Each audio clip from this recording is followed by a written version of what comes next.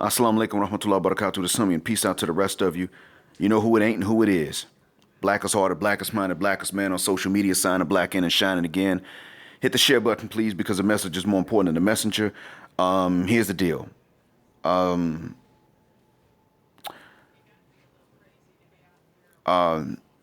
day before yesterday, my wife and I arrived at a bus station in a city different from the one in which we live and work because we're traveling. We decided to take a mini vacation and get some swimming in, maybe eat a little seafood, a little more entertainment than what is in the city, available in the city in which we live and work. When we arrived, there was a lady traveling with her kids and no adult male in sight and their luggage. There was their luggage, but no adult male in sight. Her husband and their dad was not around. So that was a lot of muscle missing. In the end, the son, maybe 7 years old, small kid, had to push the cart with the luggage on it. Now, he could push it, but it's heavy. And it's hard for him to change the direction of it once he does because it's just heavy. It rolls, but it's heavy. So it was on him because she tried to ask a grown man who I think was an employee of, I think he was an employee not of the station, but maybe of one of the restaurants nearby. Whatever the case was, she asked, and that man politely declined. Now, she's a citizen of this country. I assume he's a citizen. Maybe he's an Egyptian. I don't fivaguk. An Arab man politely declined to help an Arab woman because he doesn't owe her. She doesn't owe him. He doesn't owe her. End of story. It goes both ways. What you're dealing with in the West, gentlemen, is a situation in which no woman owes you anything, but they want you to feel like you owe them your labor and your protection. And they'll never owe you no matter how much you do. And they certainly will never owe you the drawers. That's a good situation for them, and that's part of why it is that they don't ever want to come to a place like this and live, even though women, to a certain extent, do have it better. Provided, of course, that they are not disrespectful. Trying to run everything, certainly trying to run a man. That doesn't work here. That doesn't fly here. That being said, I want you to keep this in mind. When they say that they can't live in certain places because they mistreat the women, in actual fact, women they're not really mistreated a lot. But what does happen, with no apology, is that the owing goes both ways. It is give and take, tit for tat. Sometimes literally a tit and a vagina, depending on what's being rendered in exchange. Here, if you're married, you get busy. If you're not married, you don't get busy, but there's more. It's not only that. Here, if you aren't married to her, you don't owe her. Unless y'all got a business arrangement of some sort. Now, I mean, if she sells water and you get a water bottle, you owe her the unit of currency for that water bottle. Of course, naturally, that, business, fair exchange is no robbery. But what they're pretty much saying is we don't do fair exchange in the West. They're pretty much saying, no, if you're really a gentleman, you'll do this and you won't ask for anything. You won't even ask for a meal. But of course, you certainly won't ask for them drawers. And the funny thing is that if you accept terms like this, they lose respect for you. But if you don't, then they see you as a pig. So the best way for you to handle situations like this, gentlemen, is like the one I just said. You don't say, well, what's in it for me, and start looking them up and down and looking at their breast and their booty. You don't do that. And you don't turn around and say, yes, sister, I got you, queen. Yeah. And then start looking at her breast and her booty. No, what you do is you simply decline. And you let them offer to pay for the help. And you say, okay, now you're talking. Now you've made it worthwhile. Oh, so I got to pay for this? Yes, ma'am. Why is that? Well, you don't owe me this money if I don't do anything for you at all, right? Yeah, that's true. Exactly. Well, I don't owe you anything at all if you're not paying for it. It's just fair exchange.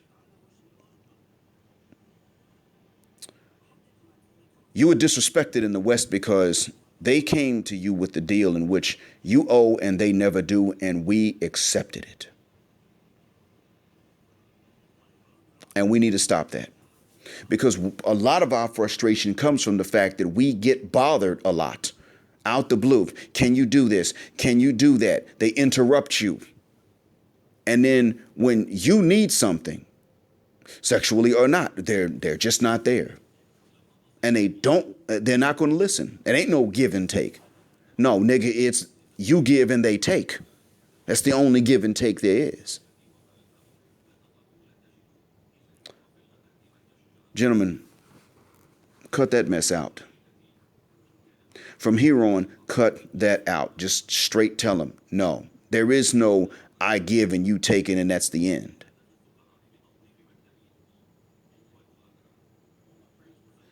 And that being said, thank you for listening, and stop idealizing these other communities, and don't let anybody come to you and idealize these other communities and talk about what's, how great the women have it, when you're the kind of man that's talking about give and take, because they're the same ones that'll tell you how bad the women have it when you're talking about how it's better to move there if you're black than it is to live here or live there where you are actually.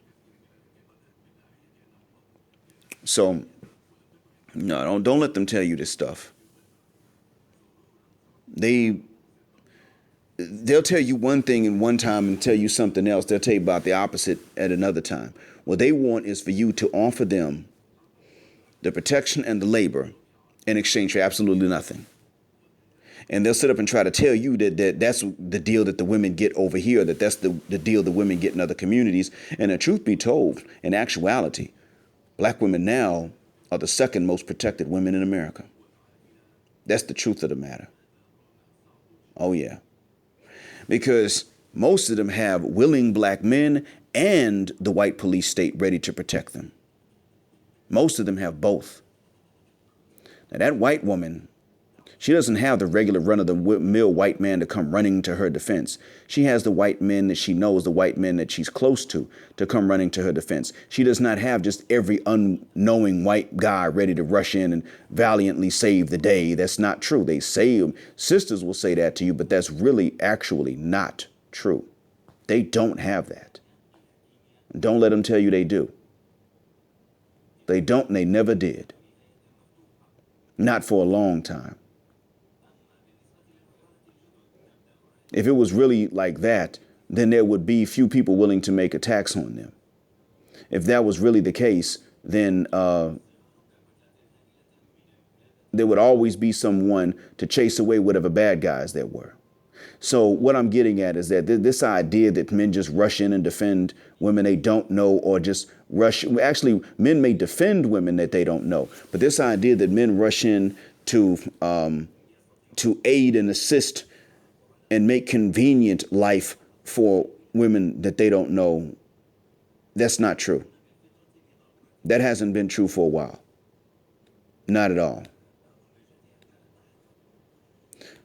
That does not exist. Men do not have to go and labor for women they don't know, and they don't always have to go and protect the ones they don't know. But generally speaking, that's expected because of an emergency situation, and there's something in exchange for that. Last thing I'm going to say about that, something that might be an exchange there for protection, is that here, if a man harasses women, other men will beat him, or they'll hold him till the cops get in. But there's a reason for it. One of the reasons is because the men understand sex is not to be cheap. Since men have to pay to get married and they've got to do and be all this stuff and take care of the woman as well and the kids that come out the marriage and all that, and that's all on the man. The men pretty much, I used to think they were just, chivalrous myself. Oh, they just protect women. I come to understand and no, actually it's one, because it's considered religiously outrageous, but two, it's also because a man harassing a woman is messing up the market. See, what is there in exchange? The man says, okay, if I got to pay for my orgasm, you got to pay for your orgasm with submission. So you don't turn around and make the penis free. You don't accept a negative value being placed on your penis. Now I understand why these men do this. And that's what I wanted to tell you guys. Now I understand better why these men will say, you are not going to harass this woman and offer her a dingling and she doesn't have to submit to you. That's why. Give and take is being reinforced. That's what's going on in this case, and I admire that. Give and take is being reinforced.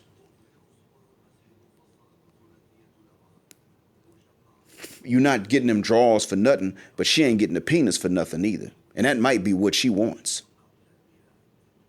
If she's not that type of person, you out of bounds. And if she is that type of person, you still out of bounds because you're giving her what she wants, and that's not fair to you or the rest of us. That's not fair to men. And now I am 100% in favor of what these men are refusing to allow.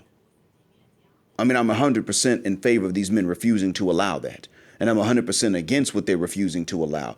No, she's going to submit in order to get a ding-a-ling and have an orgasm on a living penis with a blood flow contained therein. She's going to have to submit, because in order for you to have an orgasm up in that vagina, a living vagina, you got to have and do and be all these things financially and physically. Well, she got to submit.